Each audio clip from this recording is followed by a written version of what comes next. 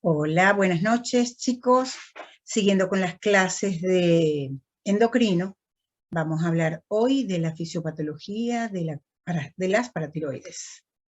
Vamos a compartir pantalla. A ver. Ok.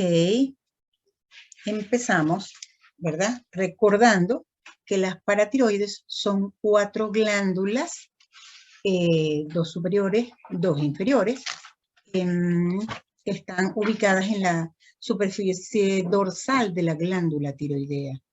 En algunos pacientes aproximadamente un 10% de los pacientes pueden estar en el mediastino, en la porción superior del cuello, dentro de la glándula tiroidea y una posición retroesofágica también. Pesan aproximadamente 30 a 40 gramos. Permítanme, a ver.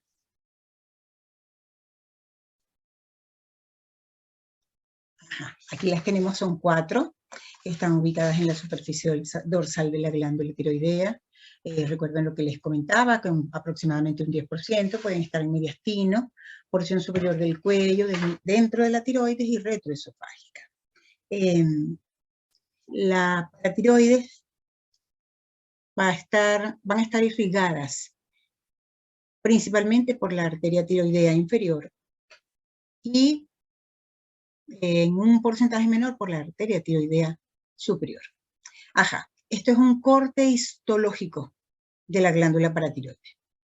Básicamente podemos conseguir 3 tipos de glándulas, de 3 tipos de células. Las células principales, que son las que se encargan de la síntesis y secreción de la hormona tiroidea, de la hormona paratiroidea o de la paratormona.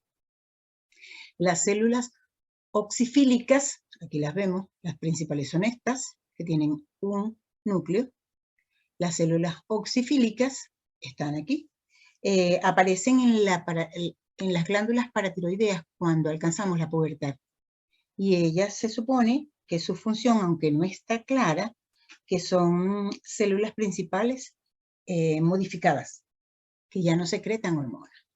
También tiene en cortes histológicos se pueden ver que hay células claras en esta lámina. En este corte específicamente no las podemos ver, y las células claras fueron células principales con un alto contenido de glucógeno. Vamos a seguir. Vamos a hablar de la síntesis de la paratormona. Primero recordando que la paratormona es un potente mecanismo de control de las concentraciones extracelulares de calcio y de fósforo.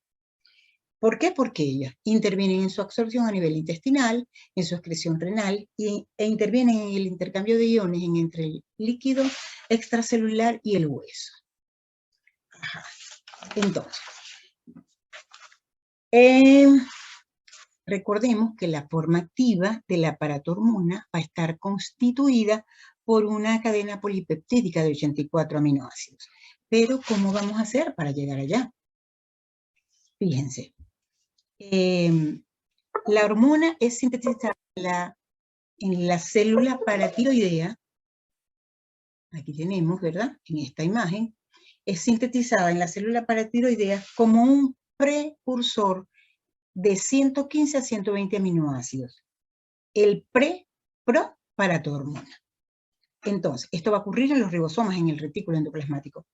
Durante el transporte del péptido por la cisterna del retículo endoplásmico rugoso es donde ocurre la conversión. Fíjense, más o menos al primer minuto, la proparatormona es degradada a proparatormona, interviniendo en este proceso la enzima metonilaminopeptidasa o metanilaminopeptidasa.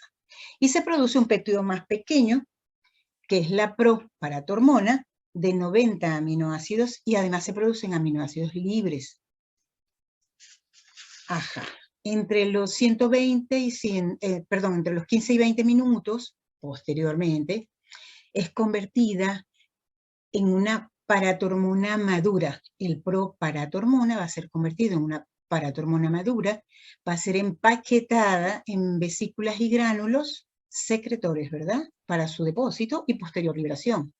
En algunos gránulos la hormona está intacta. Allí sufre otra degradación que es donde interviene la enzima catepsina VIH para generar fragmentos carboxiterminales que pueden ser liberados con la hormona intacta a la circulación. Posteriormente, en la circulación periférica es catabolizada por el riñón y el hígado. Esto ocasiona una paratormona circulante heterogénea. Fíjense.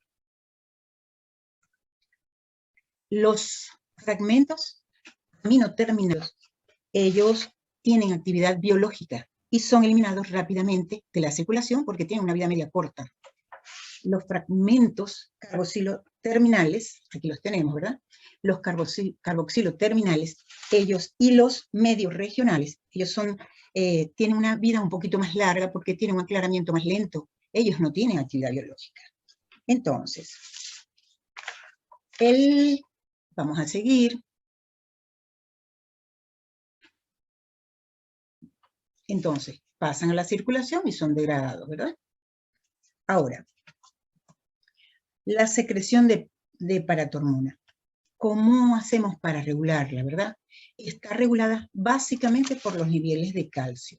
O sea que la concentración sérica del calcio iónico es el principal regulador de la secreción de la paratormona. Si aumenta el calcio sérico, vamos a suprimir la secreción de paratormona. Si disminuye el calcio sérico, se va a inducir una liberación máxima de paratormona, especialmente cuando el descenso es en forma brusca.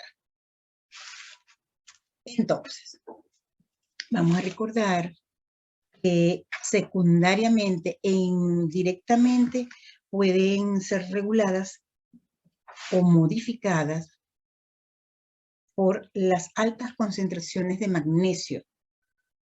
La inhiben, sobre todo en forma aguda. Cuando hay concentraciones altas de magnesio en forma aguda, inhiben la secreción de paratormona.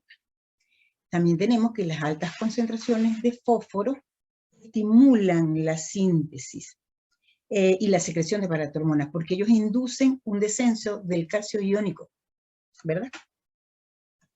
También la estimulación de receptores adrenérgicos beta 2 estimulan la secreción de paratormona.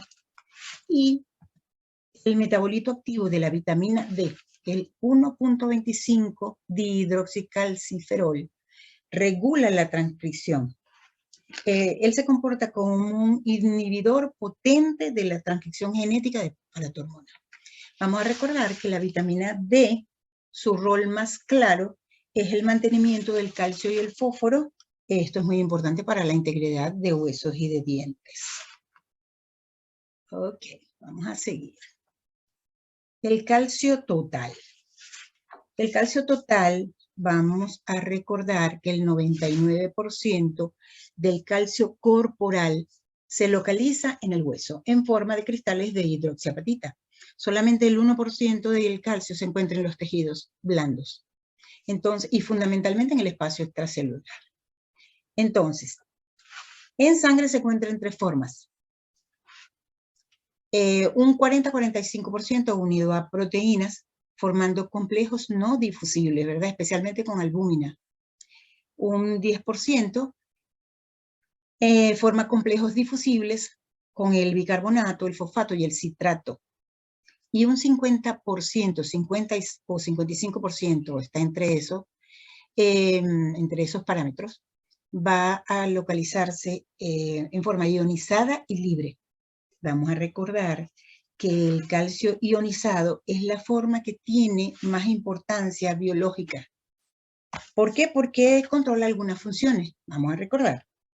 Por ejemplo, secreción y acción de algunas hormonas, puede ayudar o interviene en la contracción muscular, en la transmisión neuromuscular y también interviene como cofactor en la coagulación sanguínea. También vemos aquí, podemos decir que hay dos pools de afinidad de unión con el calcio, según la afinidad de unión con el calcio.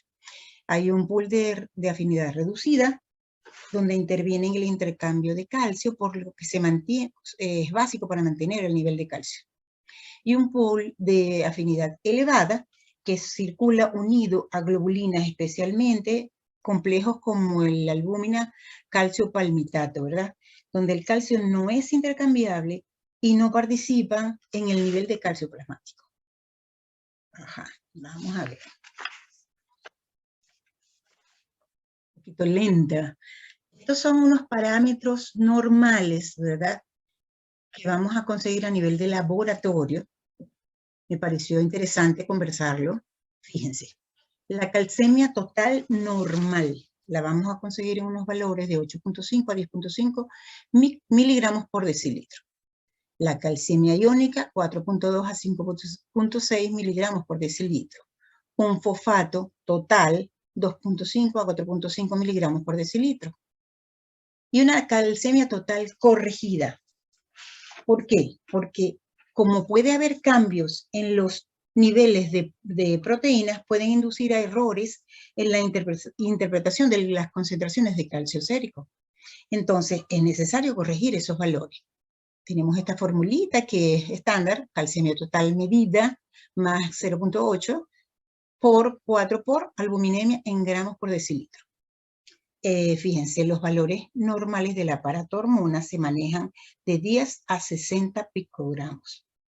Y aquí, por ejemplo, si tenemos un calcio en 12, 2 puntitos más o menos por encima de lo normal, aunque el aparato hormona tenga valores de 32, nos va a sugerir un hiperparatiroidismo y vamos a tener que estudiar a este paciente. Vamos a ver. Entonces, vamos a hablarles del balance de calcio. A ver, ya sabemos, recordando, ¿verdad?, que el calcio ionizado es la fracción de mayor importancia fisiológica. Su mantenimiento va a depender de sistemas hormonales, del aparato hormona, vitamina D, calcitonina. Y sus órganos efectores van a ser hueso, riñón e intestino delgado. Entonces, a través de sus acciones se mantiene un balance entre el calcio ingerido, su depósito en el hueso y su eliminación renal. Fíjense, por ejemplo, alrededor de, consumimos en la dieta 15 miligramos por kilogramo de peso por día, ¿verdad? Ingresan por kilogramo de peso por día. Son absorbidos aproximadamente 6 miligramos por kilogramo de peso por día, secretados a nivel digestivo 3 miligramos por kilogramo de peso por día, y al final por heces se eliminan aproximadamente 12 miligramos por kilogramo de peso por día.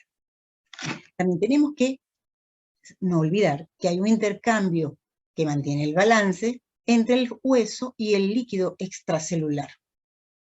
Ese intercambio maneja unos 8 miligramos por kilogramo de peso por día. Se filtran y se absorben a nivel renal unos 150 miligramos por kilogramo de peso por día. Y finalmente a nivel urinario se excretan unos 3 miligramos de kilogramo de peso por día. Ajá. Vamos a ver. Ahora, ¿cuáles son las funciones del calcio iónico?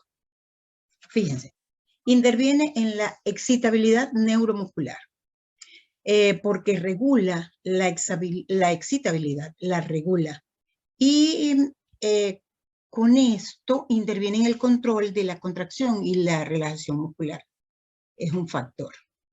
Interviene en la coagulación sanguínea como cofactor para las enzimas. Interviene en procesos de secreción celular, interviene en la integridad de las membranas, en el transporte en la membrana plasmática, en las reacciones enzimáticas, en la liberación de hormonas y neurotransmisores. Ellos regulan el calcio iónico, regula la liberación de hormonas y neurotransmisores, facilitando la transmisión de señales nerviosas. Tiene acción intracelular, actuando como segundos mensajeros. Además, interviene también en la mineralización ósea. A ver, ¿cuáles son las funciones del calcio en el organismo? Por ejemplo, el calcio iónico intracelular, ya lo habíamos comentado. Interviene en la liberación de neurotransmisores en el elemento presináptico. interviene en la transducción de señales unido a la calmodulina. Interviene en el acoplamiento excitosecretor, o sea, en la secreción endocrina y exocrina. Interviene en el acoplamiento excitocontráctil, en la contracción de los músculos liso, estriado y cardíaco. Interviene en el automatismo cardíaco y otras células de marcapaso. Esto es con respecto al calcio iónico intracelular. Y a nivel extracelular interviene en la mineralización ósea y actúa como cofactor de enzimas en la coagulación. Ajá. Y aquí tenemos la homeostasis del calcio. Ok. Hay un intercambio, ¿verdad? Hay una homeostasis. Fíjense, la interrelación. La paratormona. Cuando hay disminución del calcio, creo que me estoy saltando una lámina, muchachos. A ver. Ah, no, esto está bien. Fíjense. ¿Qué pasa con la homeostasis del calcio? La regulación del calcio sérico está controlada por el propio calcio, ya lo hemos mencionado, ¿verdad? A través de su receptor de calcio y por diversas hormonas. La paratormona y la forma activa de la vitamina D, que es el 1.25 de hidroxi D, calcitrol, controlan el flujo mineral a los órganos blancos calciotrópicos, que son hueso, intestino y riñón. Como mecanismo de contrarregulación, ¿verdad? Para que se realice la homeostasis, para que exista la homeostasis, tenemos a la calcitonina, que es una hormona que es secretada por las células parafoliculares de la glándula tiroides. Ella, cuando hay aumento de la concentración plasmática de calcio, básicamente es cuando es secretada. De la misma manera, cuando hay disminución de la concentración plasmática de calcio, se inhibe la secreción de calcitonina. Ajá, ahora sí, vamos con la otra lámina. Entonces, hay un intercambio, ¿verdad?, entre el calcio iónico y las reservas del calcio óseo, que ya recordemos que hay un 90-99% a nivel óseo. Fíjense qué pasa. Si hay una disminución del calcio plasmático, aproximadamente 0.1 miligramos, aumenta la paratormona inmediatamente, ¿verdad? ¿Y esto qué hace? Que aumente la reabsorción de calcio intestinal. Este efecto es mediado por el metabolito activo de la vitamina D e induce el aumento del calcio plasmático. Activa o aumenta la resorción ósea y activa la hidrolasa. También para mantener activo el metabolito de la vitamina D. Se produce además reabsorción de calcio en túbulo proximal y en el segmento delgado del asa de Henle, con un efecto fosfatúrico. Se reabsorbe calcio, secreta fosfato, perdón. Además, el aumento de la paratormona va a aumentar la reabsorción ósea. Ajá. Ella tiene, la paratormona, una actividad específica, ¿verdad? Porque aumenta el número y la actividad de los osteoclastos.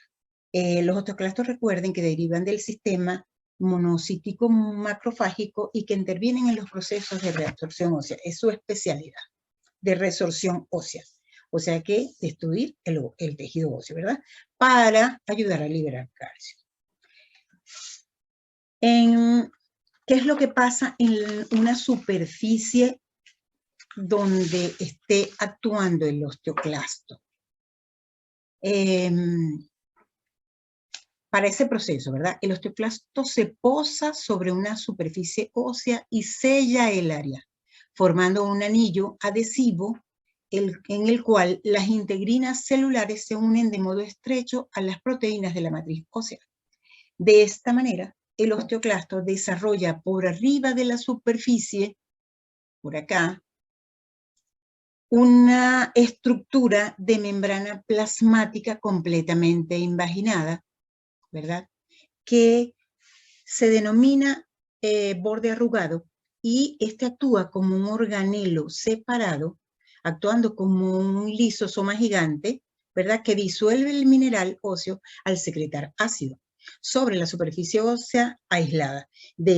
Y de manera simultánea va a romper la matriz ósea por la secreción de la colagenasa y las proteasas. Aquí en la lámina lo vemos. Además, también vemos que hay factores que estimulan la resorción ósea. La paratormona, las prostaglandinas E2, la hormona de crecimiento, las hormonas tiroideas T3, T4, el factor de proliferación de transformante B, el factor de crecimiento transformante B, que es este, el metabolito activo de la vitamina D, los estrógenos cuando fallan, cuando hay déficit de estrógenos. También tenemos a los corticoides como inhibitorios, pero ellos disminuyen la actividad osteoblástica, produciendo supresión de la formación ósea. Esto hace que la vida media del osteoblasto, que recuerden que el osteoblasto de la clase pasada es una célula de formación ósea, diferente al osteoclasto. Ajá. Ahora, ¿qué pasa? ¿Cómo podemos hacer para regular la resorción ósea? Porque si no, nos quedaríamos sin hueso, ¿verdad? Tenemos dos maneras, fíjense. Recordemos primero que el osteoclasto son células gigantes multinucleadas que surgen de manera continua del sistema monocítico macrofágico y que para su función necesitan factores de crecimiento hematopoyético, como el factor estimulante de macrófagos, de colonias de macrófagos, por ejemplo, aquí lo tenemos, el intercambio de las moléculas RAN ligando con su receptor RANG en los osteoclastos, y bajo la presencia de factores o de citoquinas proinflamatorias, interleuquina 1, factor de necrosis tubular alfa, prostaglandina G2. Pero tenemos como factor inhibitorio, que ahí es donde vamos, la primera forma es regular la formación de este osteoclasto. ¿Qué es lo que pasa? Que el osteoblasto va a secretar una molécula señuelo para el RANG ligando, que es la osteoprotegerina, de manera que rompe la unión RAN ligando con su receptor e inhibe la proliferación y diferenciación de los osteoclastos, o de los preosteoclastos a osteoclastos maduros. También se regula la actividad de los osteoclastos a través del factor de crecimiento transformante beta, que regula la proliferación y liberación celular. Entonces tenemos como factor inhibitorio a la osteoprotegerina, que ella va a bloquear la diferenciación del preosteoclasto en osteoclasto. Y también en presencia de ese factor de transformante B, de crecimiento transformante beta, lo tenemos por acá, van a inhibir la activación del osteoclasto y van a promover su apoptosis. De esta manera se regula la reabsorción ósea. Vamos a ver.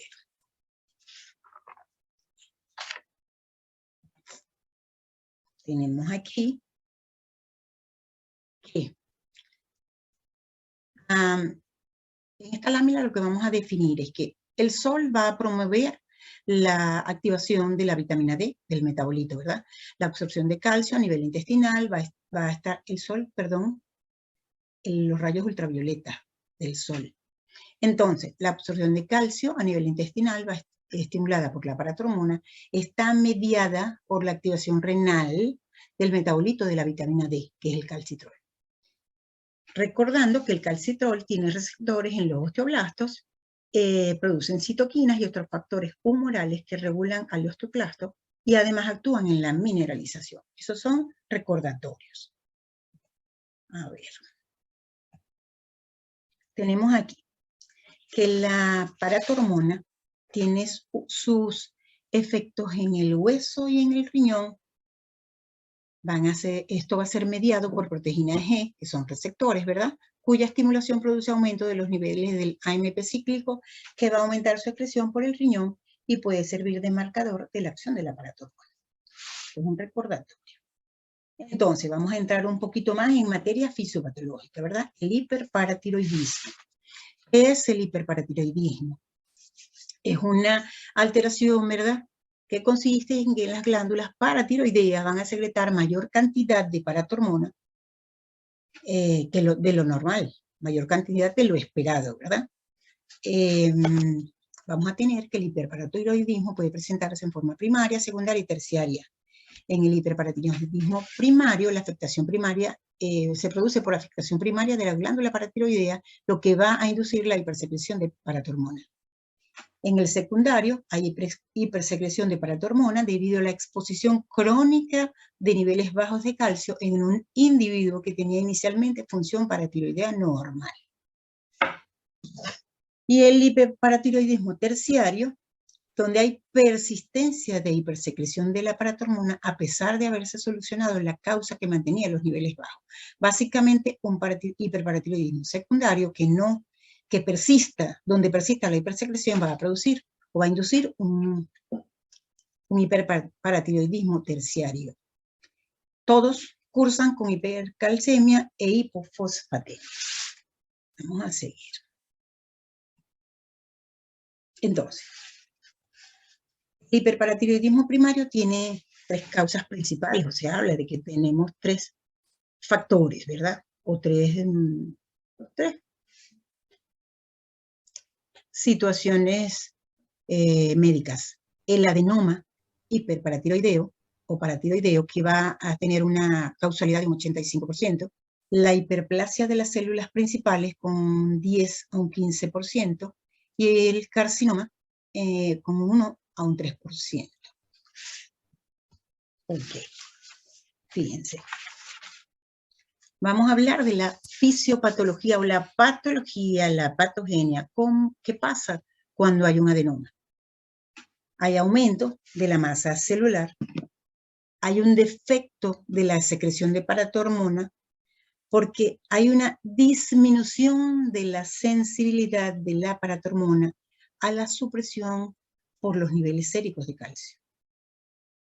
Se ha revisado, ¿verdad?, en estudios que los genes van a regular el ciclo celular, que intervienen en la génesis del tumor maligno paratiroideo. También interviene en la formación o en la génesis de otros tumores como el linfoma de células B, el cáncer mamario, el cáncer pulmonar, cáncer de células escamosas de cabeza y cuello, porque se maneja que la fisiopatología va a estar dada por la mutación, la alteración a nivel de algunos genes que van a inducir la formación de los tumores, ¿verdad? Entonces, se dice que hay un gen PRADI, se ha estudiado el gen PRADI, por aquí lo tengo, que es un adenoma por reordenamiento paratiroideo. Vamos a recordar que el gen PRADI, el producto de ese gen es la ciclina, y se sugiere que hay eventos de inversión cromosómica, lo que conduce a la sobreproducción de la ciclina. Esto va a aumentar el potencial proliferativo de las células que portan esta inversión, que con el tiempo pueden inducir un exceso de paratormona. Fíjense, de origen genético. Vamos a seguir.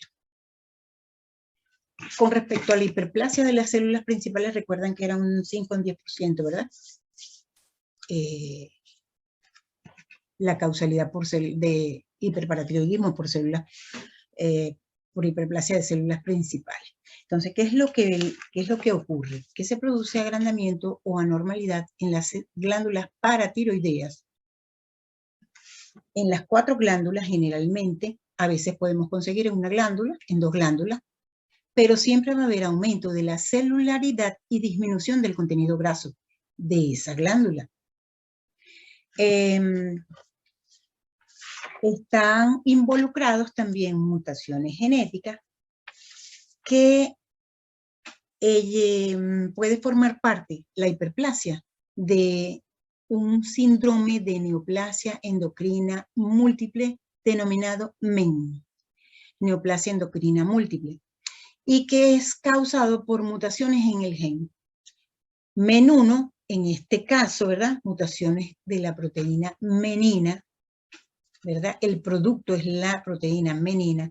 En estos pacientes hay hiperparatiroidismo recurrente. Es común conseguir en varios miembros de la familia este tipo de hiperparatiroidismo por hiperplasia de células principales, y se ha observado en estos pacientes que hay aumento del riesgo de cáncer paratiroideo en estas familias, ¿verdad? Ahora, en el hiperparatiroidismo por MEN2 se produce por mutaciones en la proteína RET.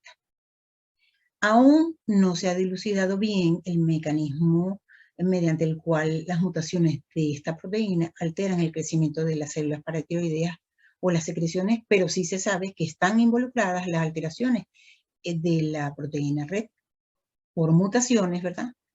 Y que van a producir este tipo de patología. Y por último, el carcinoma, con respecto a la patogenia, el carcinoma, que es del 1 al 3%, ¿verdad? Realmente es una enfermedad maligna rara, como lo dice la lámina, y se va a considerar o se va a pensar en el diagnóstico de carcinoma cuando tenemos un paciente con hipercalcemia grave con la presencia de una masa cervical. Además de que si conseguimos en este paciente además metástasis a distancia en hígado, en pulmones, en hueso, y que haya recurrencia focal, van a apoyarnos en el diagnóstico de carcinoma, o sea, de un hiperparatiroidismo por carcinomatosis. Vamos a seguir. Ahora, el hiperparatiroidismo secundario, lo habíamos hablado, ¿verdad? Generalmente, ¿qué es lo que pasa? Que, por ejemplo, un paciente con insuficiencia renal crónica, donde se va a observar disminución de la absorción de calcio, hay un metabolismo alterado de la vitamina D, hay una sobreproducción de paratormona por hipocalcemia, vamos a conseguir hiperfosfatemia, que contribuye también a la aparición de la hipocalcemia, ¿verdad? Porque está relacionado con los altos niveles de sanguíneos de paratormona.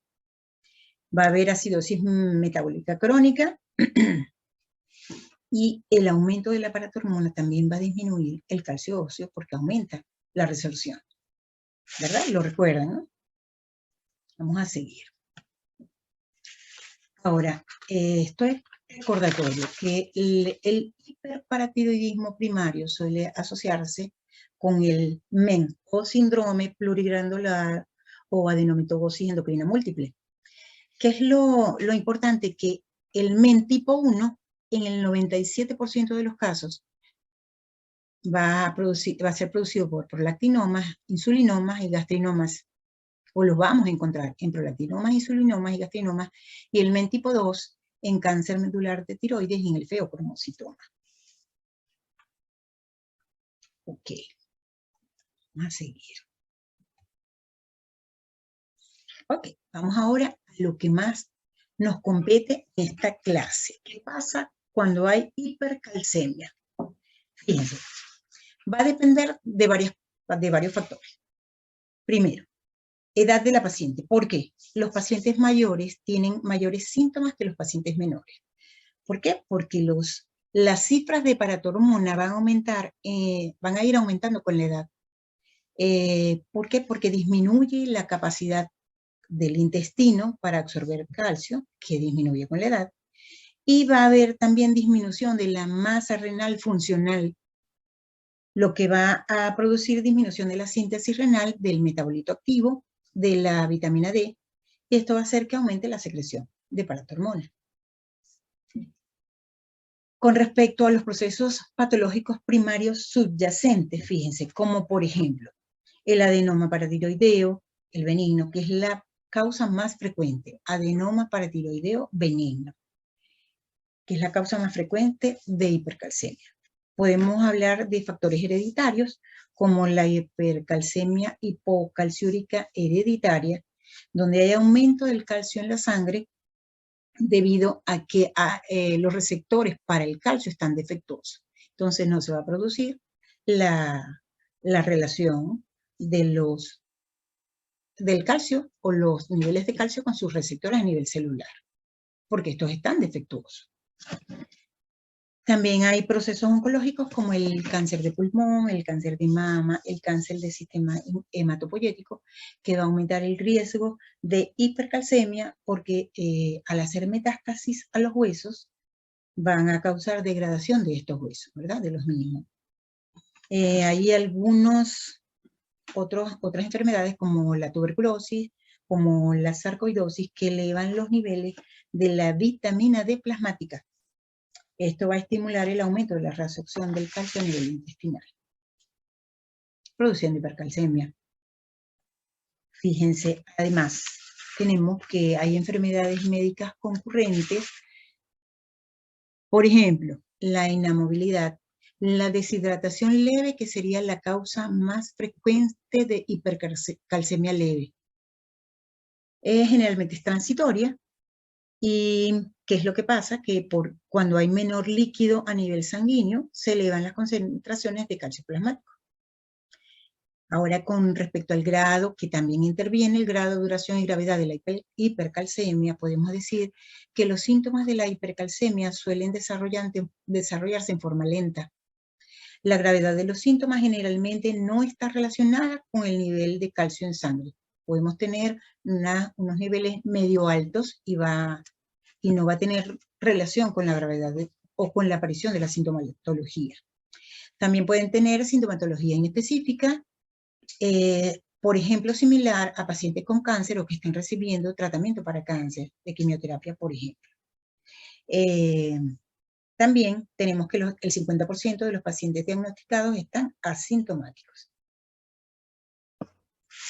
Vamos a seguir. Fíjense, esta es una imagen de una densitometría ósea en una paciente.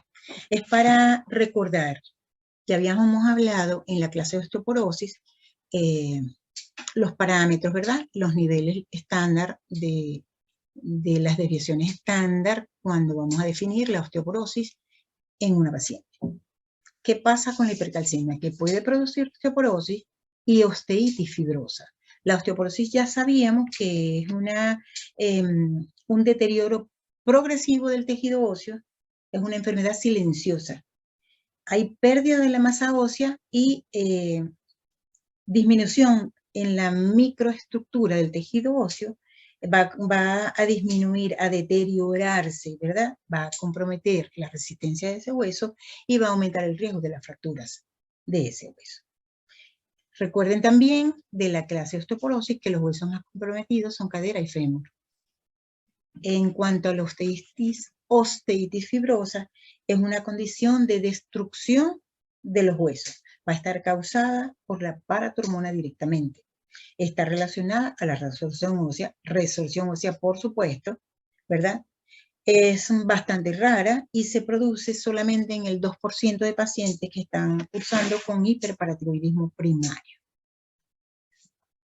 Fíjense, esta es una laminita donde nosotros hablamos que a nivel radiológico, que son imágenes en sal y pimienta. En sal y pimienta, ¿verdad? Porque hay puntos dispersos, ¿verdad? Estos puntos dispersos son lesiones osteolíticas en un paciente con hipercalcemia. Aquí tenemos una imagen de una fractura, ósea. Fíjense, la región epifisiaria del fémur en este paciente. A ver, aquí tenemos otra complicación de la hipercalcemia que serían los cálculos a nivel renal, es columna, costillitas aquí arriba, aquí tenemos riñón izquierdo, riñón derecho. Es una complicación de la hipercalcemia, ¿verdad? Aparece aproximadamente en un 40-50% de los pacientes con hipercalcemia en la tercera o cuarta década de la edad. Ok, estos son unos riñoncitos, una muestra de anatomía patológica, anatómica pues. Se va a ver depósitos de calcio que se forman propiamente en el riñón. Generalmente es bilateral, aparece entre los 40-50% de los pacientes con hipercalcemia Y ocurre porque el exceso de calcio precipita con el fósforo, son cristales de calcio y fósforo precipitados a nivel renal, producen depósitos de calcio o de minerales, también llamados metástasis cálcica, fíjense. A ver, aquí tenemos una imagen ecográfica de una nefrocalcinosis. Se vería mejor en tiempo real, por supuesto, pero bueno, fíjense que hay depósitos a nivel de la médula, básicamente aquí, a nivel medular, que no tienen atenuación sónica. Eso se vería mejor, esta lámina, en tiempo real. Ok. ¿Cuáles son las consecuencias renales de la hipercalcemia? Fíjense. Tenemos, por supuesto, ¿verdad? Al haber aumento del calcio, vamos a tener deterioro de la capacidad de concentrar la orina. Va a ser una orina hiperconcentrada. Por supuesto, va a aumentar, va a haber poliuria, que es aumento de la diuresis. Si estamos perdiendo líquido, va a haber polidipsia, ¿verdad? Y en algunas oportunidades vamos a tener la tasa de filtración glomerular disminuida por la misma nefrocalcinosis y la litiasis renal. Y lo que va a llevar al final, ¿verdad? Como consecuencia, una acidosis tubular renal. ¿Y qué pasa cuando hay litiasis renal en el hiperparatiroidismo? Fíjense.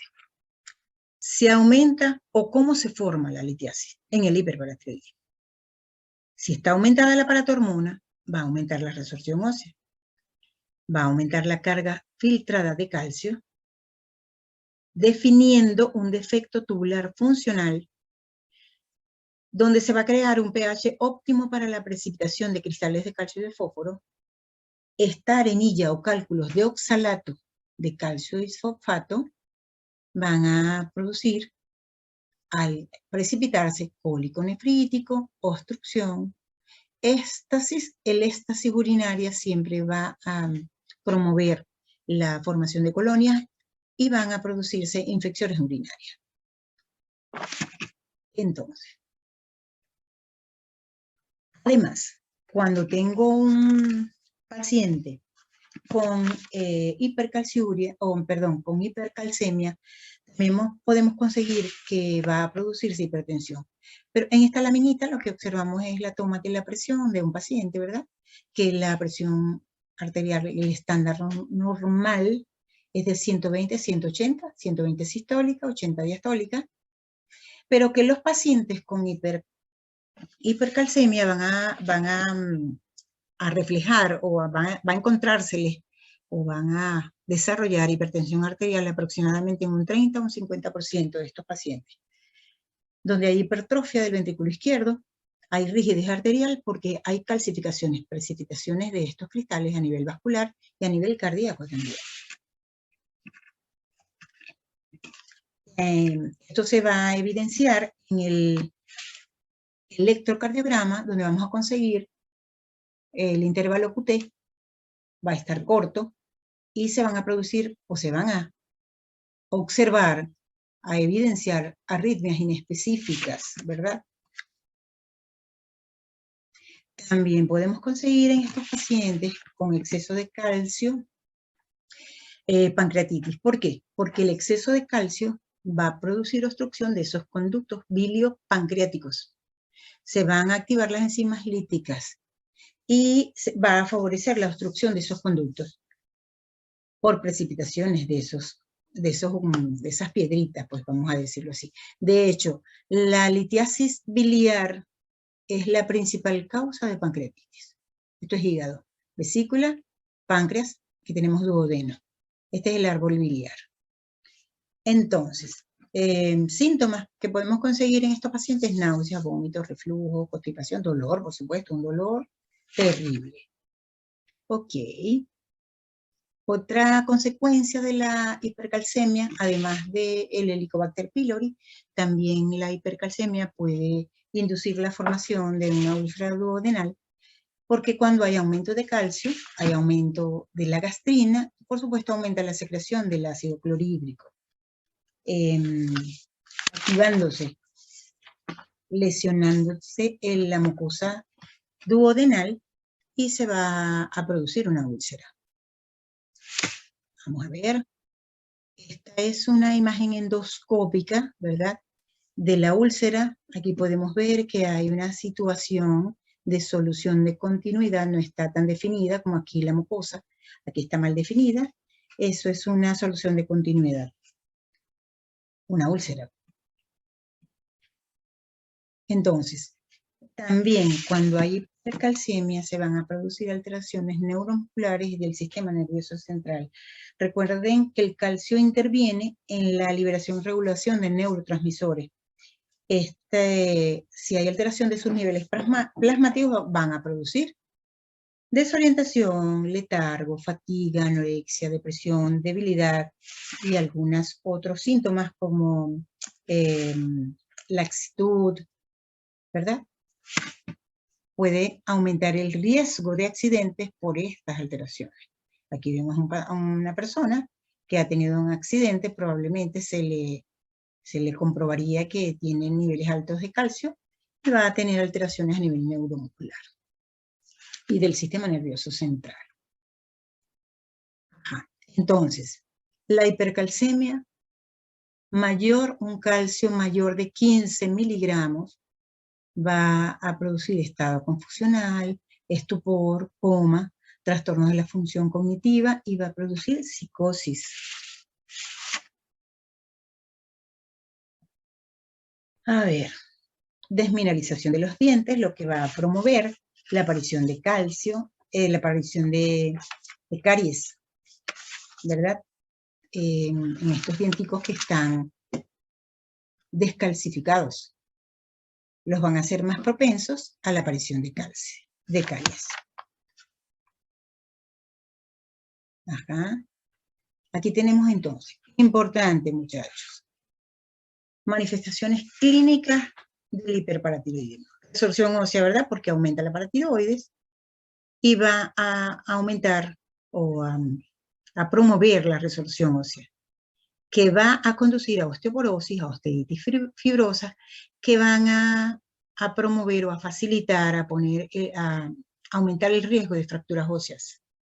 Desmineralización de los dientes, como vimos en la lámina anterior, aumenta el calcio, aumenta la gastrina, aumenta el ácido clorhídrico y van a producirse o favorecer el aumento de la aparición de las úlceras duodenales.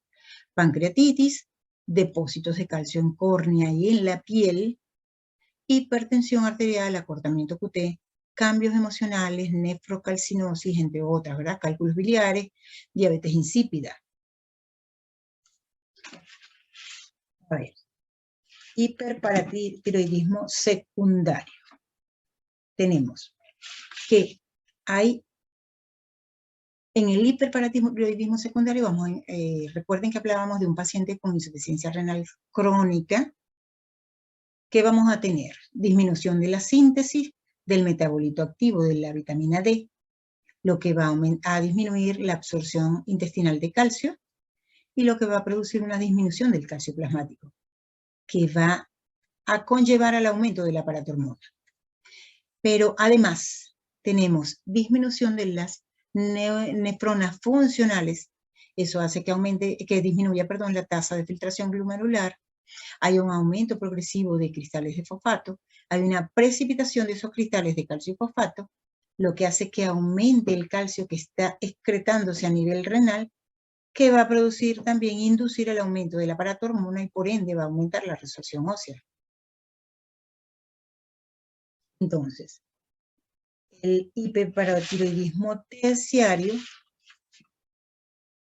recordemos que era un adenoma o hiperplasia que va a ser secundaria y que persiste a pesar de, por ejemplo, en ese paciente con una insuficiencia renal crónica que hubo que someterlo a trasplante renal y se va a desarrollar como consecuencia de una estimulación prolongada de la paratiroides, ¿verdad? Entonces, La hipercalcemia crónica lleva a un efecto estimulador sobre las células de la paratiroides y es una respuesta homeostática que carece de plasticidad, o sea, que pierde la respuesta fisiológica y que va a producir hipertrofia e hiperplasia que persiste. Recuerden. Esto es una imagen de un gammagrama paratiroideo. Básicamente se utiliza para localizar hipercaptación o donde hay hipercaptación para localizar tejido paratiroideo hiperfuncionante y por ende la existencia de un adenoma paratiroideo. ¿Verdad? El gammagrama se utilizan elementos como el tecnecio sestamidi, que son elementos, pues. Ahora vamos a tocar también el hipoparatiroidismo, que básicamente es un trastorno, una patología causada por una hipofunción de las paratiroides. Generalmente va a estar caracterizado por muy baja concentración de hormona paratiroidea, por supuesto baja concentración de calcio, de la fracción ionizada de calcio, va a aumentar la concentración de fosfato sanguíneo, por supuesto, ¿verdad? Y puede ser que recordemos que todas las formas de hipoparatiroidismo son eventos raros. Lo podemos conseguir adquirido, generalmente postquirúrgico, post-irradiación, post-quimioterapia, por hemocromatosis, infeccioso, funcional por hipomagnesemia, ¿verdad?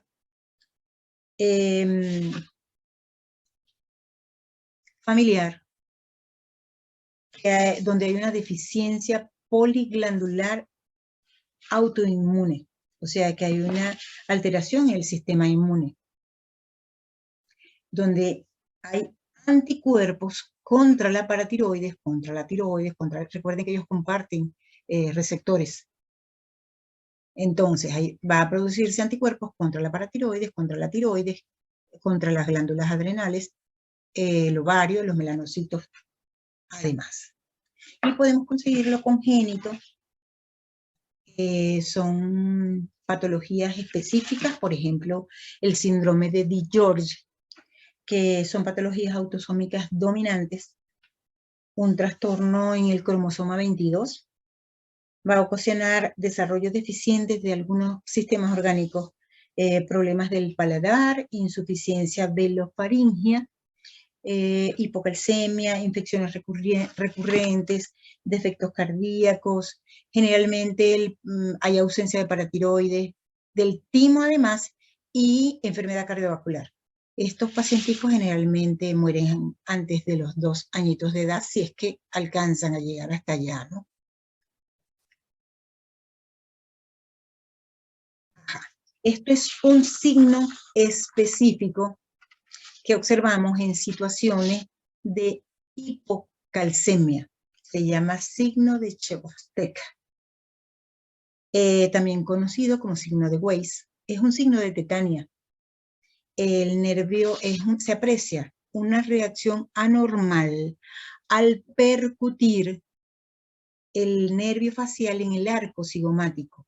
Fíjense, es un espasmo, ¿verdad? Hay parestesias, calambres, aumento de la irritabilidad neuromuscular. Esto lo observamos al hacer el examen físico en un paciente con hipocalcemia. En este caso era una paciente. Entonces, espasmo del facial. Espasmo del músculo, perdón.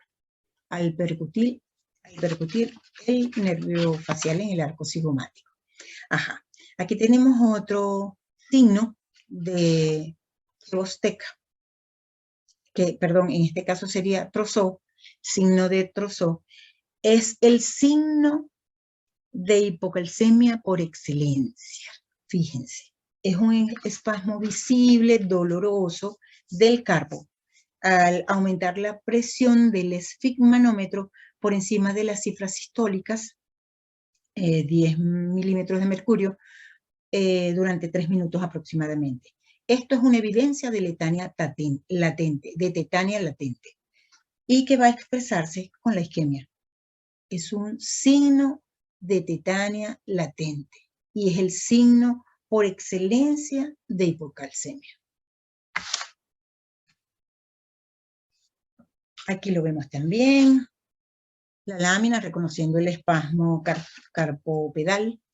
Fíjense, en la mano se aprecia abducción del pulgar, seguido de la flexión de las articulaciones metacarpofalángicas, con extensión de las falanges y abducción de los dedos, hiperextendidos juntos, ¿verdad?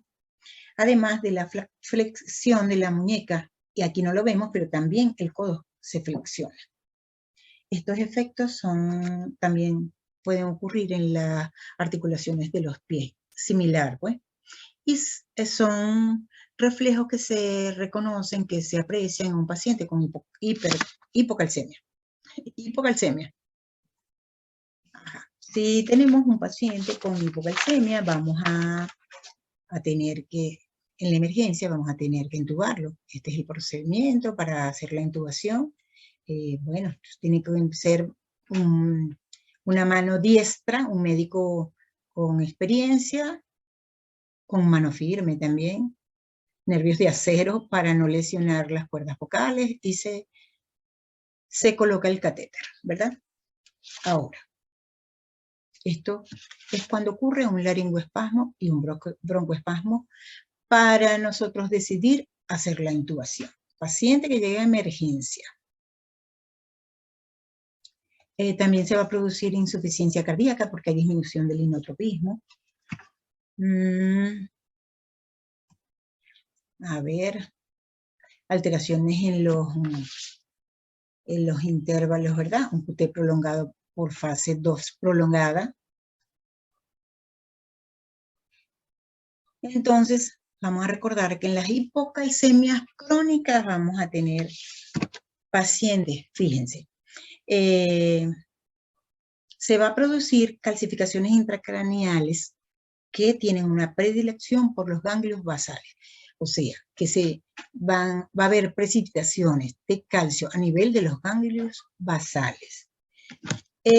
También en esta hipercalcemia crónica, ¿verdad? Y va a aumentar la calcificación o la precipitación de calcificaciones en el cristalino y formando cataratas. Entonces, al examen físico vamos a encontrar retraso mental. Vamos a tener un paciente con estatura corta, obesidad, como vemos aquí en la foto, retrasos mentales, alteraciones extrapiramidales, alteraciones o trastornos en la dentición, ¿verdad? Por la desmineralización, y las cataratas subcapsulares, por lo que acabo de decirles, que hay una precipitación o aumento de las precipitaciones de calcificación en el cristalino. Esos son pacientes que tienen o que manejan hipocalcemias crónicas. Bueno, chicos, esto es todo. Gracias.